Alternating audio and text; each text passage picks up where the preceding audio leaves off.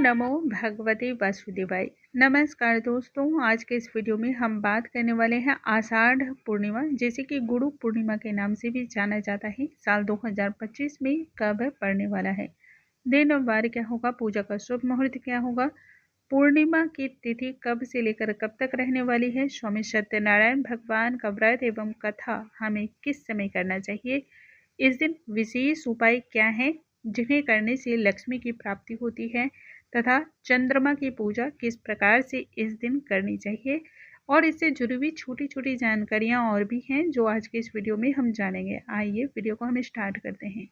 नमस्कार दोस्तों, कैसे हैं आप सभी। उम्मीद करती हूँ आप सभी स्वस्थ होंगे, सुरक्षित होंगे और आप सभी के उत्तम भविष्य की कामना करते हुए आज का ये वीडियो स्टार्ट करती हूँ। आषाढ़ पूर्णिमा को गुरु पूर्णिमा या फिर व्यास पूर्णिमा के नाम से भी जाना जाता है, क्योंकि इसी दिन गुरु महर्षि व्यास जी का जन्म हुआ था। पूर्णिमा का व्रत बहुत ही शुभ होता है। मैं अपने पिछले कई वीडियो में बार बार बतलाती आई हूँ। यदि आप बार बार बेचैन रहते हैं या फिर आपकी शारीरिक अवस्था सही ना रहती हो, तबीयत बार बार खराब हो जाती हो, धन से जुड़ी हुई समस्या हमेशा ही आपके साथ बनी रहती हो, मन मस्तिष्क हमेशा अशांत रहता हो, बच्चे जिद्दी हैं, बात नहीं मानते हैं, ऐसी अन्य और भी कई परेशानियां हैं जो पीछा आपका नहीं छोड़ रही है, तो पूर्णिमा का व्रत आपको अवश्य ही करना चाहिए। अब बात आती है, क्या यह पूर्णिमा हमें व्रत करनी चाहिए या नहीं करनी चाहिए। तो जी हाँ, बिल्कुल करनी चाहिए। देखिए, भगवान की भक्ति के लिए कभी भी दिन और समय नहीं देखना चाहिए। वैसे तो सही मुहूर्त पे उठाई गई कोई भी व्रत और पूजा जो होती है ना, वह सर्वाधिक लाभ को प्रदान करने वाली होती है। परंतु आप समस्याओं में यदि घिरे हों तो दिन और तिथि को देख करके आप किसी कार्य को तो आरंभ नहीं कर सकते हैं ना। जब आपकी तबीयत खराब हो गई हो तो डॉक्टर के पास आप दिन और वार देख करके तो नहीं जा सकते हैं। ठीक उसी प्रकार से व्रत और पूजन भी है। व्रत और पूजन का संपूर्ण लाभ प्राप्त करने के लिए सबसे ज़्यादा जो जरूरी कार्य होते हैं वह पूर्ण निष्ठा और विश्वास के साथ उस कार्य को करना। तो आषाढ़ माह की पूर्णिमा का व्रत आप चाहें तो जरूर ही कर सकते हैं। हाँ, 32 पूर्णिमा का व्रत यदि आप करना चाहते हैं तो उसके लिए यह तिथि अति उत्तम नहीं मानी जाती है। 32 पूर्णिमा का व्रत करने के लिए चैत्र माह की पूर्णिमा, वैशाख माह की पूर्णिमा और कार्तिक माह की पूर्णिमा सर्वश्रेष्ठ है। इन तिथियों पर आप व्रत को उठा सकते हैं। दूसरा, जब गुरु और शुक्र अस्त हों तब भी किसी भी पूर्णिमा का व्रत या कोई अन्य नए व्रत को भी आरंभ नहीं करना चाहिए। पूर्णमासी पर स्वामी सत्यनारायण भगवान का व्रत कथा को करना बहुत ही शुभ होता है।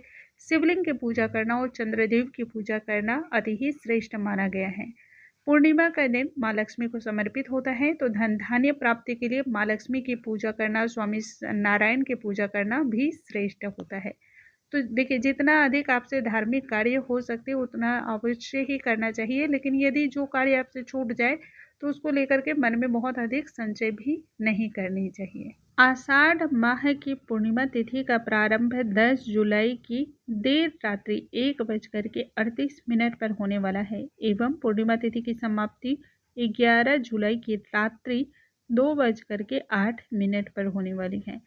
आषाढ़ माह की पूर्णिमा हम सभी 10 जुलाई को मनाएंगे। दिन गुरुवार होगा। साथ ही जान लेते हैं इस दिन चंद्रोदय का समय क्या रहने वाला है। तो चंद्रोदय का जो समय है वह 7:20 पर है। पूर्णिमा पर स्नान दान बहुत ही शुभ माना गया है। स्नान दान का शुभ मुहूर्त सुबह 4:02 से लेकर 4:48 तक का है। इस दिन सुबह स्नान इत्यादि से निवृत्त होकर के घर में सभी जगह गंगा जल या फिर तीर्थ स्थल के जल का छिड़काव करना चाहिए।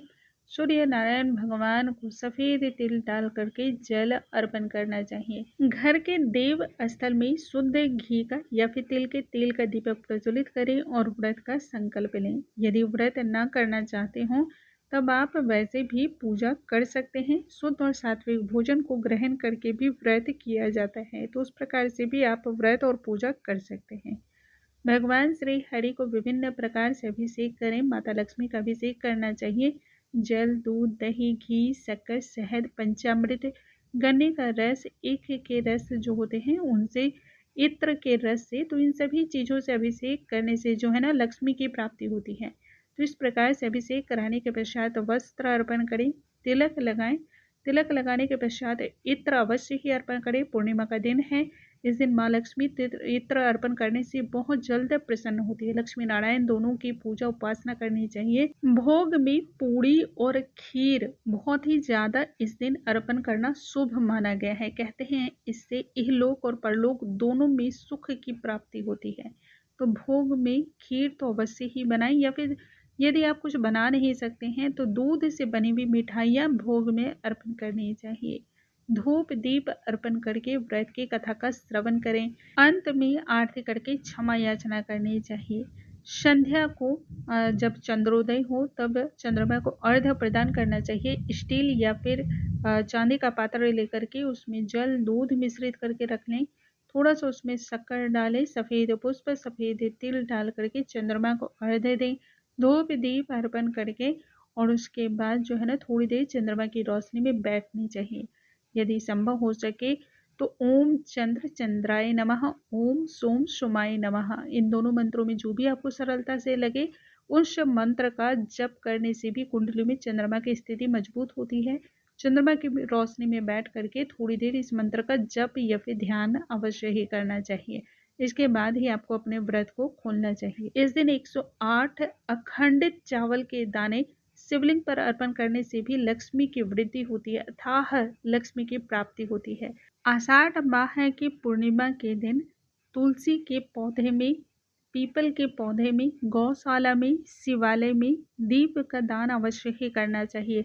ऐसा करने से हमारे सभी देवी देवता भी प्रसन्न होते हैं, पितर भी प्रसन्न होते हैं। पितरों के निमित्त भी दीप दान इस दिन करना चाहिए।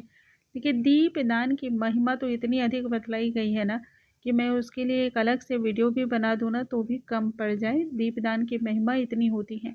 जिस प्रकार से दीपक हमारे चारों ओर रोशन फैलाता है, प्रकाश फैलाता है और अंधकार को दूर करता है, ठीक उसी प्रकार से दीपदान करने से हमारे आंतरिक और बाह्य दोनों ऊर्जा प्रभावित होती है और हमारा जीवन सुखमय होता है।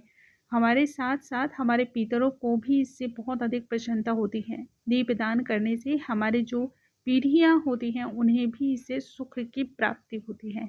तो दीपदान अवश्य ही करना चाहिए। और पूर्णिमा का दिन तो बहुत ही श्रेष्ठ है। इस दिन भूलकर भी आपको तुलसी का दल नहीं तोड़ना है। पूर्णिमा के एक दिन पहले ही तुलसी का दल आप तोड़ करके रख लें। इस दिन ब्राह्मणों को दान अवश्य ही देना चाहिए। हमारा धर्म शास्त्र कहता है कि देवताओं तक हमारे दान धर्म 3 प्रकार से पहुँचते हैं, हवन, ब्राह्मण और दान पुण्य के द्वारा। तो हवन के माध्यम से हम जो भी चीज़ें अर्पण करते हैं वह सीधे हमारे आराध्य यानी कि हमारे प्रभु तक पहुंचती हैं।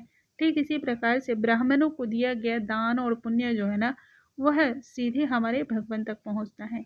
इस दिन ब्राह्मणों को अन्न, वस्त्र, स्वर्ण, चांदी, कंबल, चावल, दूध, दही ये सभी चीज़ें यथासंभव दान करनी चाहिए।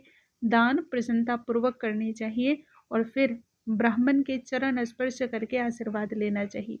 गौ को भी इस दिन कुछ न कुछ भोजन अवश्य ही खिलाना चाहिए। ऐसा करने से भी यदि आप व्रत नहीं भी कर पाते हैं ना तो भी पूर्ण लाभ की प्राप्ति होती है। संभव हो सके तो एक छोटा सा हवन अवश्य ही करें, स्वयं करें। यदि आप ब्राह्मण को नहीं भी बुला सकते हैं तो कोई बात नहीं, क्योंकि भगवान तो भाव के भूखे हैं। वह हमारी आंतरिक इच्छा और हमारी शक्ति को अवश्य ही जानते हैं। इस दिन स्वामी नारायण को और माँ लक्ष्मी को पान अर्पण करना बहुत ही ज़्यादा शुभ होता है। उम्मीद करती हूँ आज का वीडियो बहुत पसंद आया होगा। यदि वीडियो पसंद आया हो तो लाइक करना बिल्कुल ना भूलें। आपके एक वीडियो से हमें बहुत अधिक प्रेरणा मिलती है। अगले वीडियो में हम फिर से मिलते हैं, तब तक के लिए नमस्कार, हरे कृष्णा, राधे राधे।